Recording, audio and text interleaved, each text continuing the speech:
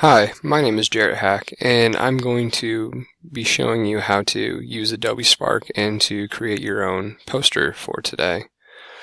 The first thing you're going to want to do is go to adobespark.com or spark.adobe.com, and it will take you to this basic home page.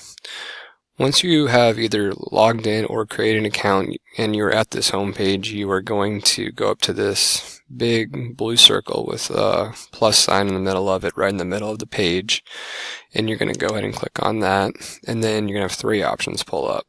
A green circle with the plus in it, a blue circle with the plus in it, and a red circle with the plus in it. You're going to want to click on the green one, or the first one that says Post. Once you have done that, you can go ahead and click Start from Scratch. And what you're going to want to do is click the size that you want, and for us we're going to do a poster, and then go ahead and click Next. And then what you're going to want to do is go ahead and upload a photo of your choice that you already have, and for me I'm going to do a very basic baseball swing poster. Once you select your image, you go ahead and click OK, and it will start to load.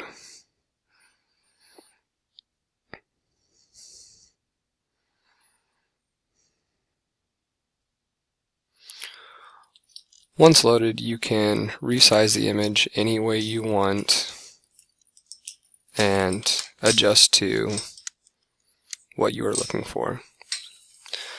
So that's the image I want. Then you can click here to add your text.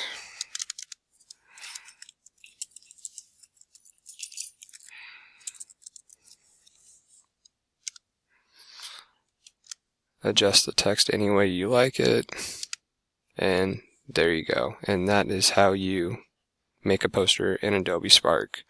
Once you're done, go ahead and click download, and you're good to go.